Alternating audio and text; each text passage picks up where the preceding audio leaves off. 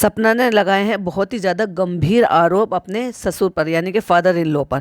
उन्होंने आरोप लगाए हैं कि वो उन पर गंदी नज़र रखते थे, वो उनको गलत जगह पर छूते थे, और वही सारी चीज़ें जो है ना, गंदी नज़र वो अंशु पर भी रखते थे, वो छोटी बच्ची पर भी, जिसको बच्ची की तरह से उन्होंने पाला।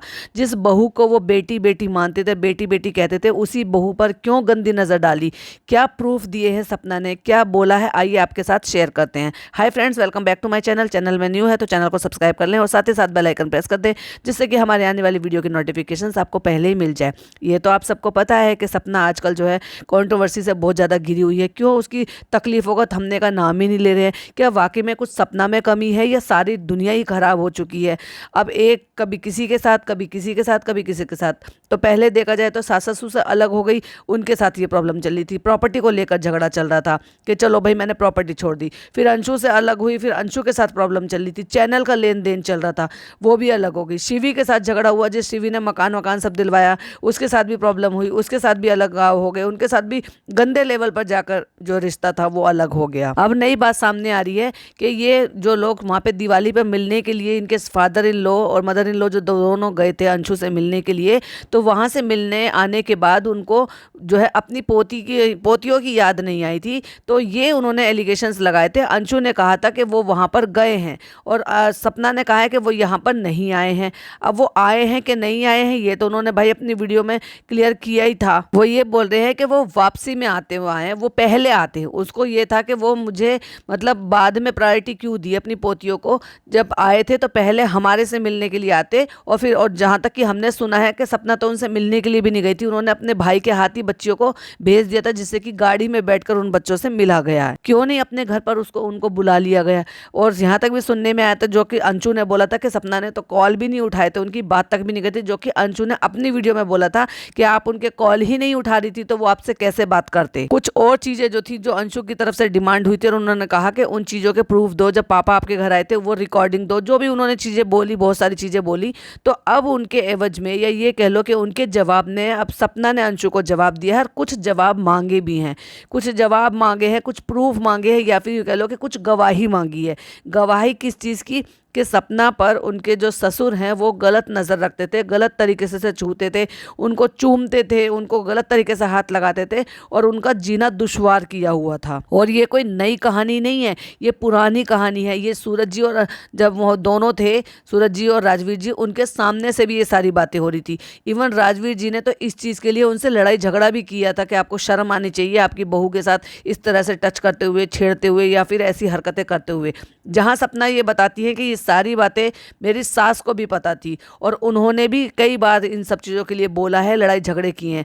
तो क्या इनकी सास सामने आके ये सारी बातें बोलेंगी? क्या वो इस चीज़ की गवाही देंगी? क्या वो प्रूफ करेंगी कि हाँ जो सपना कह रही है वो सही है?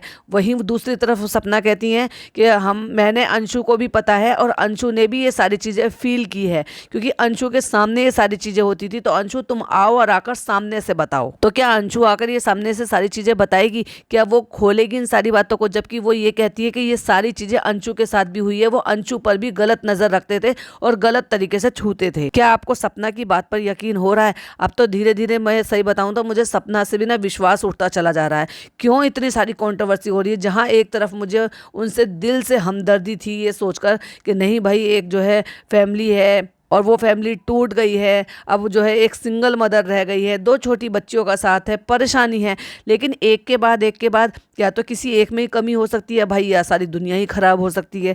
पर अगर देखा जाए तो सारी दुनिया एक साथ कैसे खराब हो सकती है? या फिर ये कहो कि भाई सपना की किस्मत खराब है कि उसके साथ जितने भी रिश्ते थे वो सारे ऐसे थे और वो धीरे धीरे जुड़ रहे हैं। लोगों के तो यहाँ भी अंदाजे हैं कि वो ये कहना चाहते हैं कि जिसके साथ रिश्ता रखती है उसके साथ इसी तरह से रिश्ता जो है ना बुरी तरह से टूटता है। तो अब जो अगला नंबर है ना, वो लखनीत फैमिली का है। और वहीं सपना ये कहती है कि मैंने आज तक भी अपने माँ बाप को ये सारी बातें नहीं बताई। क्यों नहीं बताई? जब तुम्हारे साथ इतना सारा गलत हो रहा था, चलो जब तक नहीं बताई, जब तक आपके सर पे आपके हस्बैंड थे, तो चलो आपको लग रहा था कि भाई हाँ है, आपके सर पे है, आपको सपोर्ट करने वाले, और जो कि किया भी था, जो कि आप ही खुद ही बता रही हो कि राजवीर जी ने इस चीज़ के लिए आवाज़ भी उठाई थी और अपने पापा के साथ झगड़ा भी किया था। लेकिन जब वो नहीं रहे थे और उसके बाद भी ये सारी चीज़ें चल रही थी, और आपने अपने सास के साथ जिक्र किया या फिर उनके सामने जो चीज़ें हो रही थी और वो कुछ नहीं कर पा रही थी, तब आपने अपने पेरेंट्स के लिए क्यों नहीं किया? जैसे आज आप आवाज़ उठा रही हो, जैसे आज आप बोल रही हो, तब क्यों नहीं किया था? क्यों गलत को सहते रही? तब क्यों नहीं अंशु को भेज दिया गया था? अब क्यों भेजा? वहीं वो सपना ये भी बताते हुए नजर आई है कि वो ये कहते थे कि आजा यहाँ बैठ जा, मतलब अपने थाइस पर बिठाने के लिए बोलते थे कि आजा यहाँ पर बैठ जा, और गलत तरीके से हाथ लगाते थे।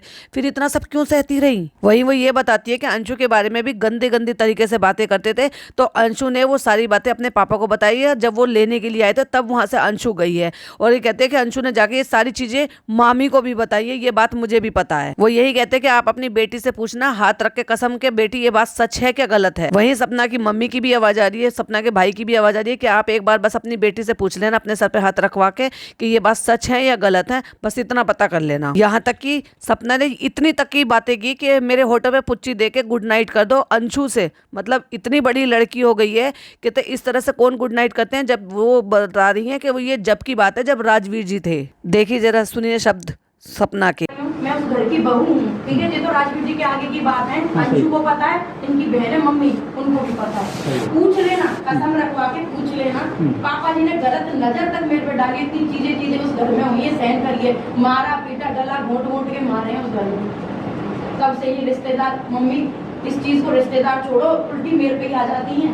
मम्मी को नहीं पता ये बात की, अपने माँ बाप को नहीं पता, इतने सबके सामने बता रही हूँ। और इतने निभा के फिर भी बूढ़े माँ बाप के लिए मर रही थी मैं।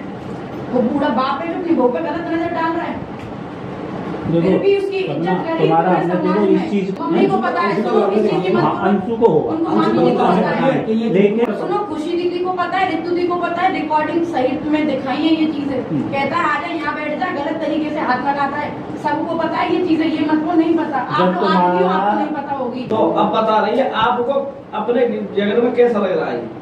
बिल्कुल गलत, घोर मतलब घोर कड़े शब्दों में क्या करते हैं, चीज की घोर कड़े शब्दों में। मेरी बात सुनो, अंशु की बात करूं, अंशु क्यों आई उस दिन, इनसे बताई होगी।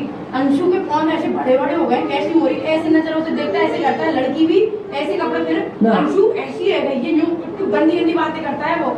खुद आके उसने मामी से बताई ये चीजें, मुझे बताई है, पूछ लेना। सुनो मैं झूठ नहीं बोल रही, अपनी बच्ची की कसम खा रही हूँ। अपनी बच्ची से पूछना, बेटी मेरे हाथ पे कसम रख के बता दे ये चीज तेरे साथ हुई है या भाभी के साथ गलत हुई है। ये चीज बस एक बार पूछ लेना, एक लड़की होने के नाते। अगर बेटी भी माना, अंशु मेरे होठों पे पुच्ची दे, कौन से गुड नाइट होती है होठों पे पुच्ची, ये सब उनकी जब राजवीर जी थे तब की बात है ये। और मेरे कहते यहाँ कुछ चीजें वैसे छाती तक घूंघट कर ले। जब आपके मोहन तक लड़ाई हुई है कि वैसे तो तुम बिंदे बहन के पुच्छी लंगे, अब तुम्हें छाती तक घूंघट चाहिए। जब अपनी बहन से पूछना, कसम रख के प्यार करती हूँ तो वो आपसे जिस इंसान से भी करती हूँ, क्या आज अपना झूठा लांछन लगा रही है। और मम्मी खुद गालियां देती है, वो भी रिकॉर्डिंग है। जब बन जा मजन वो बन जा, जे बन जा, फिर जब ऐसे करती है घर से नरक में जितनी मेहनत चाहिए ना, तो माली बेटी है दोनों की।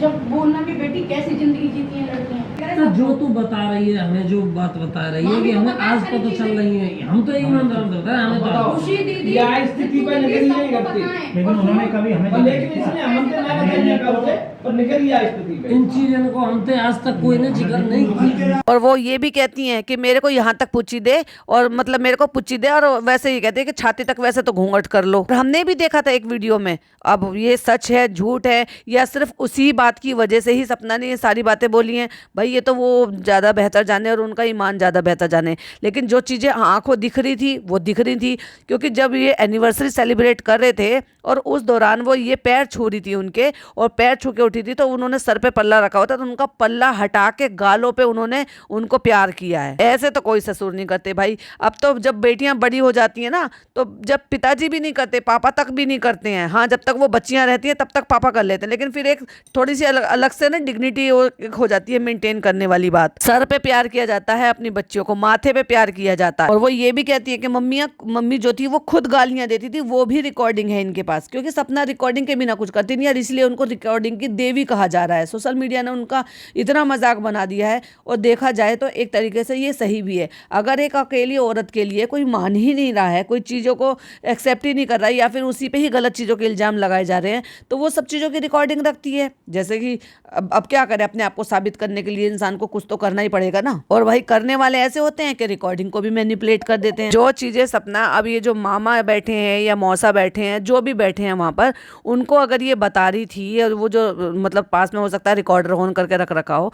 यही सारी चीज़ें उन्होंने तब क्यों नहीं बताई, तब क्यों नहीं ऑब्जेक्शन उठाया उसी घर में जिस घर में हो सकता है कि फिर शायद जब सारी बातें खुलती तो उनकी सास भी शायद इनको सपोर्ट करती और वो भी उनके बीच में बोलती और बताती कि हाँ इस बात में कितनी सच्चाई है। क्योंकि इंसान जो ना एक बार को फेस से छुपा नहीं पाता है, जो असलियत होती है ना वो फेस छुपा नहीं पाता है। और उस दौरान वहाँ पे अंशु भी थी, तो मे भी शायद वो भी हाँ या ना कुछ तो बोलती या चुप लगाती। तब सपना ने क्यों नहीं किया? जब एक रिकॉर्डिंग वायरल की थी तो ये बातें भी वो बोल सकती थी वहाँ उसी घर में रह के। कोई जबरदस्ती नहीं कर सकता था, कोई इसके साथ कोई भी हाथापाई नहीं कर सकता था। क्योंकि अगर ये चाहती तो जब इसने अपने लिए सूरज जी की रिकॉर्डिंग को रिलीज करके अपने लिए स्टैंड लिया, तभी उसी टाइम पर ये बातें भी रिलीज करके या बोल कर या अपने 4 रिश्तेदारों को जमा करके तो भी ये बातों को खोल सकती थी, जिन बातों को अब इनके मौसा जी हैं या मामा जी हैं जो भी इनसे मिलने के लिए आए, जिनके साथ ये सारी बातें चल रही हैं, उनके सामने ये सारी बातें खोल सकती थी। तो वहीं मौसा जी जो ना इस बात को कहते हुए भी नजर आए कि ये वाली बातें हमें तब पता चली थी जब तुमने इनको बताई थी, यानी कि अंशु के पापा को बताई थी, यानी कि मामा जी को बताई थी। तब उन्होंने वो मामा जी ने वो वाली बातें अंशु के पापा ने सॉरी मौसा जी को बताई थी। तो मौसा जी कह रहे हमें ये बात जब पता चली थी। अगर वो आपके लिए स्टैंड ले रहे हैं और वो बोल रहे हैं कि ये सरासर गलत है, बेटी हो बेटी की तरह से रहना चाहिए था, तो ये जो आज इन्होंने स्टैंड लिया है ना, इतने टाइम बीत जाने के बाद वो स्टैंड तब भी लिया जा सकता था, तभी भी वो खड़ी हो सकती थी अपने लिए और पूरे डट कर सामना कर सकती थी। और रही बात, इनको घर से निकलने की जरूरत ही नहीं थी।